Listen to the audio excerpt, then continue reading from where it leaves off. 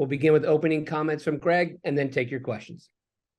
Thanks, Michael. It's been a great fall for this group. You know, we've been tested in a number of ways in September against Asian opponents, and then in October against strong Germany team and Ghana, a World Cup, both World Cup participants.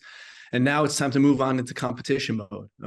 We see this November camp as a way to put us on track to reach our objectives. And two of them are certainly to defend to get our third Nations League title. And then secondly is to play in the summer of 24 Copa America.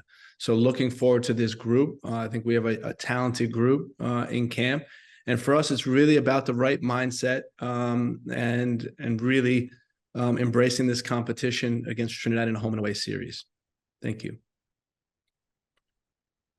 Thanks, Gregg. We'll start with questions and begin with Henry Bushnell from Yahoo. Hey, Gregg, appreciate your time, and thanks, Michael. I guess I'll start with the semi-obvious question.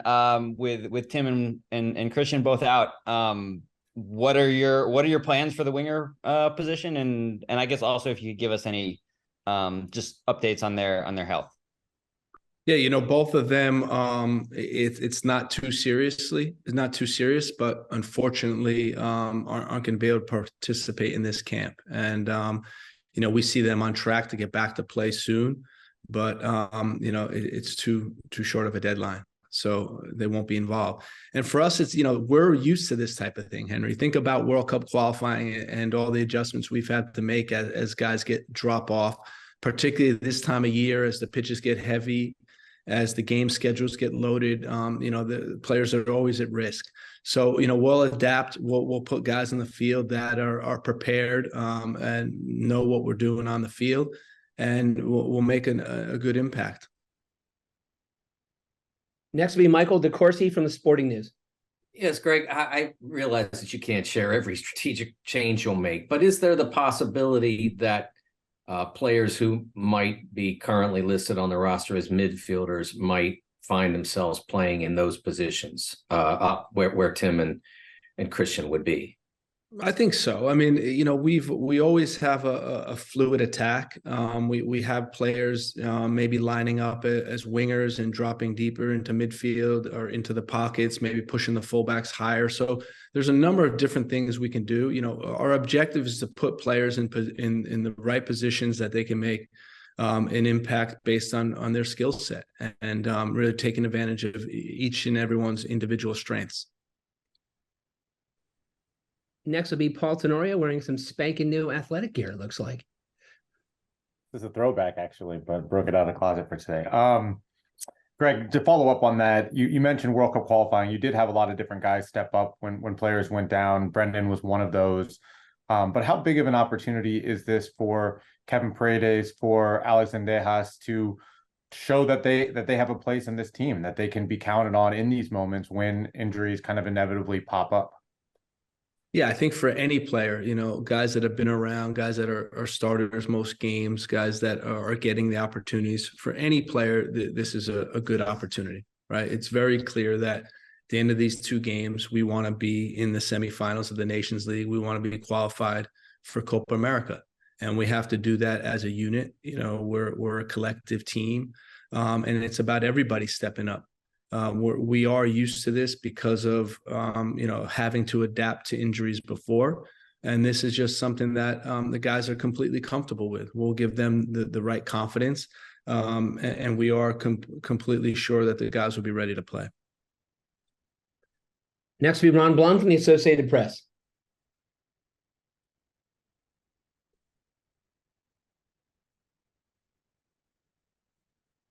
You may be. There we go.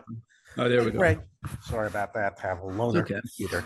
How much of a concern is it Matt being dropped last weekend? And are you worried long term about him fighting for a spot there? And with Ethan's situation there, it looks like he's not going to get any first team minutes at all. Yeah, you know, Ethan's situation is temporary. We hope in the winter things will be sorted out where he will start to get game time. I had a conversation with Matt. I called him immediately, and this is part of playing in the best league in the world, right? I mean, this is all part of a player's journey. There's ups and downs. And for him, it's about being mentally strong enough to endure this. And you've seen it. You see it every week. Players get dropped, and for him, it's about having the right mentality. And we spoke about it. He's refocused, and he's competing every single day in training, and wait until he can get an opportunity again. We'll go to Doug McIntyre from Fox. Thanks, Michael. Greg, good to see you. Thanks as always for your time. Just to go back to how you replace Christian and Tim. Two guys that are probably candidates there, Brenden Aaronson and Gio Reyna. They're not playing 90 minutes every week for their clubs. Obviously you were managing Gio's minutes last month. I mean, how much can they play at the moment? If they're called on to play the full 90, can they? How does that sort of complicate things for you going into this camp? Thanks. Yeah, well, fortunately in these games, you do have 5 substitutes. So we can work around that. In the World Cup, we had planned subs based on the fitness of our players. So I don't see any reason why we can't do this in a 2-game series. But, looking at Gio in his league play, getting extensive minutes in the previous game and did a good job the game before Bayern Munich, and building his fitness up, being confident that he can go past 45 minutes. Brenden Aaronson is, he's a guy that does everything each and every day in training to make sure he maintains his fitness. And there's another guy that can play extensive minutes. Kevin Paredes played 80+ minutes in his game last week. So, we think there'll be candidates that can give us what we need from a playing style standpoint and execute that role. Next is Jeff Carlisle from ESPN FC. Thanks, Michael. Hi, Greg. Obviously, Tyler is missing too, and that's not a surprise. But I was wondering what your assessment was of players coming out of the last window. Guys like Cardoso, Leonard Maloney, Luca De La Torre. Guys who are going to probably pick up the slack minutes wise. For Tyler Adams. Yeah, Johnny, I think has done a good job. We saw him with his club as well, and he's playing really well. So he's a candidate that can come in and play. We also, have Eunice who's played there for his club recently. Weston, who's played centrally again with his club and has moved wide at times. So there's a number of candidates. Luca, I was able to see him play in Spain last week, and he did a good job. So we have plenty of candidates, and for us, it's about, our collective performance, getting guys focusing on what we want to accomplish in these 2 games, and really having the mindset to be aggressive in these 2 games. Next will be Simon Evans. Hi, Greg.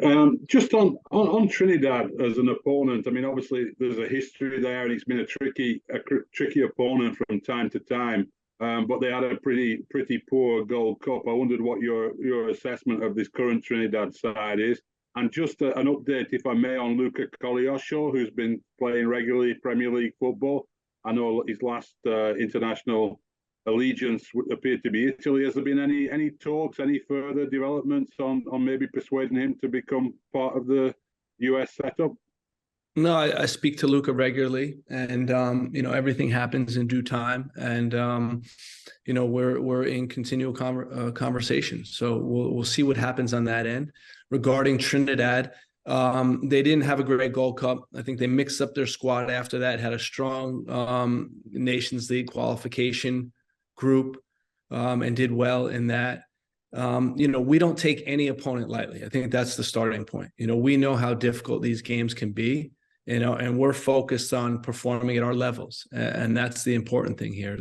I mentioned it before, but it really is having a professional mindset, having the right mindset to go and get the job done. We see this as an obstacle for us to achieve our goals, and we want to get past this obstacle. And I know the team will be very focused on our performance in both games. Next will be Brian Sciaretta from American Soccer Now. Thank you, Michael. Greg, I was wondering if you could talk a little bit about Paxton Arens. Now you got 2 brothers on the team. What got him on the inside of the bubble? Was it the injuries? And I know he's still not a regular starter at Eintracht, but what have you seen in his progress that got him this call? Thanks. You know, I've had a lot of conversations with their sporting department at Eintracht Frankfurt, been tracking his progress, was able to speak to Marco after the last Olympic team camp. And he's done a good job, you know, and it's about opportunity, right? And when two guys go down, opportunity opens up for another player. And what we see him as is, you know, a winger similar to Christian in the fact that he gets in the penalty box and he's dangerous in front of goal. And that's what we focus on with our wingers. We know goals are a premium, and he's a young player that has shown that he has the knack for scoring goals. And the starting point is arriving in the penalty box, which he does really well. You know, he's got an interesting profile with his quickness and his ability to get out of trouble. We think he's, you know, good at pressing. He's got a lot of things that show us he's going to be an excellent player in the future. And now is the time to give him an opportunity. Next will be Charlie Bone from MLSsoccer.com.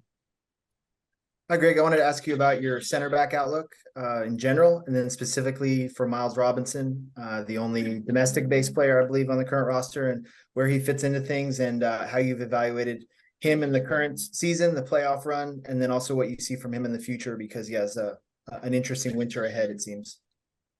Yeah, you know, Miles is a guy that we really believe in. We've seen his growth over the last couple of years, and it's been really fun to see. Unfortunately, the last World Cup, he had to miss out because of an Achilles injury, but he's back and he's playing at a good level now. And, you know, we hope that his team continues on in the playoffs and he can make a deep run and get tested in those games also. But regarding the center back position, I tell you, this was a really difficult sector to make decisions in. Mark McKenzie's playing really well. I got to see him at Genk. He's playing well with his team. You know, Austin Trusty's broken in playing in the Premier League, and he's a guy that we see on the rise, potentially coming up. You know, John Brooks is playing in Hoffenheim every week. So it is, you know, there's some tough decisions to make in that group. We went with guys that have been here in the last camp that you know, we feel will get the job done in this camp. But what I'd say is, you know, those other guys are being monitored closely as well. Just one note, since we're talking about center backs, Tim Ream made his debut for the U.S. national team November 17th, 2010 against South Africa, almost 13 years to the day before we play the match against Trinidad on November 16th in Austin. We'll continue with Donald Wine.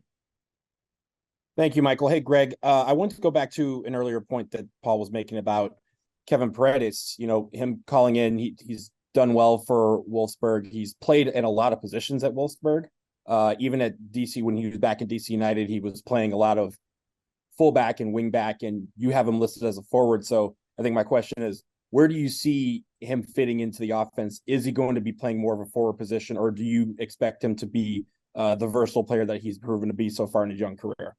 You know, we really like his versatility. When I first saw him at DC, you know, I immediately thought, you know, this is the left back of the future, a guy that can really step into that role.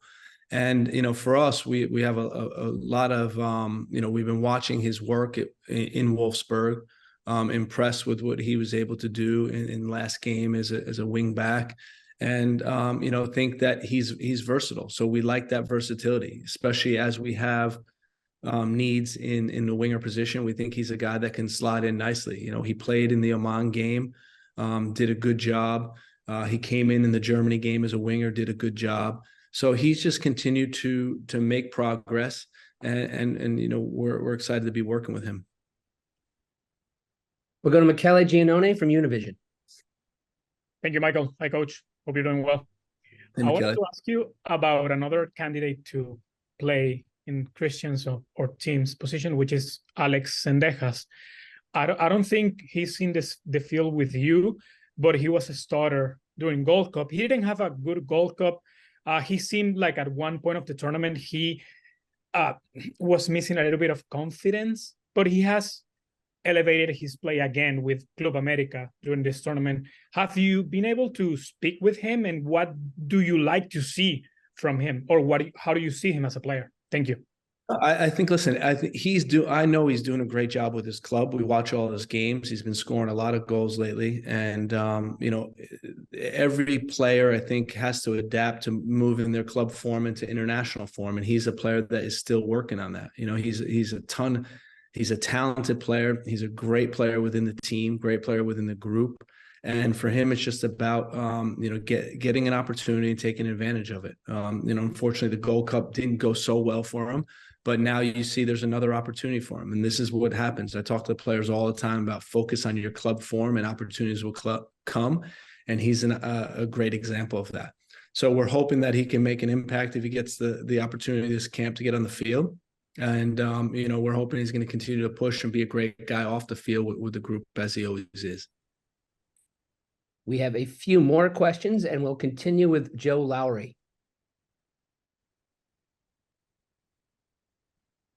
Hey, thanks, Michael. Thank you, Greg, for taking the time. I appreciate it. You mentioned Brendan Arin,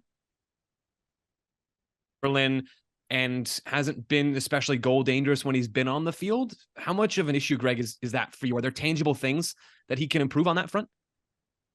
Yeah, I think it's position based. Playing in the midfield in a 3-5-2 can be difficult sometimes to get up and arrive in the penalty box. We've seen him with us play winger position, play attacking midfielder position where he does arrive in the penalty box. There's enough support from behind that he can have the freedom to go forward. And we know he's just a smart soccer player and an opportunistic soccer player. And we know that, in our games, he gets opportunities. So, for us, this is an example of a guy that we just need to give confidence to. It hasn't worked out the way he's liked at his club level. And that happens. I mean, it happens to every player in their career where, they have a setback. And for us, we're really looking for players that can respond to setbacks and to use this as an opportunity to learn and continue to grow. Next will be Jake Fenner. Hi, Greg. Thank you, Michael. First, I've got two questions for you, Greg. First, you said the last camp for Gio Reyna was about getting him back to being used to the team and getting him ready to go back to Dortmund.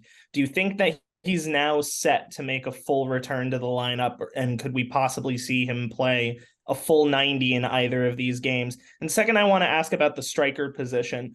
You look at somebody like Jordan Pefok, who's got 3 goals and an assist in his last 2 games, but he wasn't a part of this roster. I'd like for you to possibly speak on that, but also striker was a position that was viewed by some as a bit of a weakness going into the 2022 World Cup. And it seems pretty solidified now that they're Ricardo and Fulleren's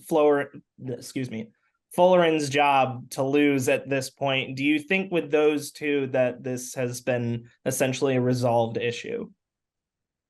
I don't think it's a 2-man job. You mentioned Jordan, and I was over in Germany and saw him play live and got to meet with him, and he's doing a great job. Unfortunately, he's injured. He's going to be out for a couple of weeks. Won't be able to take part in the camp. But he's been doing a great job. Haji Wright has been scoring goals. Jesus Ferreira's got on the board lately. We have a number of guys in position that are knocking on the door. And for us, we want these decisions to be difficult ones, and they certainly are, especially in that position. Regarding Gio, he made a full return to the lineup in last camp. That was our objective. Our objective was to build his fitness, not overloading him and getting him into a position where he can go back to Dortmund and play a role. And he did that. And what the next step looks like is yet to be determined, but we can certainly envision him being on the field and us being able to push his minutes, to help the team win the games. Last question comes from Andrew Jones. Thanks, Michael. As always, Greg, hope that you're doing well to start the month of November. Wanted to ask you, besides Matt and Tim Ream, who for you has emerged as a vocal leader probably for this camp with both Tyler and Christian out as someone that can really be communicative on and off the field and be practice during the games? And how was the whole bond with Stefan Pioli over there in Milan with you talking with him when you were over there at AC Milan? Thank you. It was great. I was able to have lunch with him at the training ground. The menu was fantastic. The pasta is always good in Milan, so that was nice. But more importantly, I think it was about creating a connection. They care deeply about the 2 players we have there and developing them and continue to that they progress in their careers. It was nice to get on the same page with the coaching staff there. Same thing with Juventus. I'm able to sit down with Allegri, sit down with the whole staff at Juventus, and really, see the progress that both Weston and Timmy have made so far this year.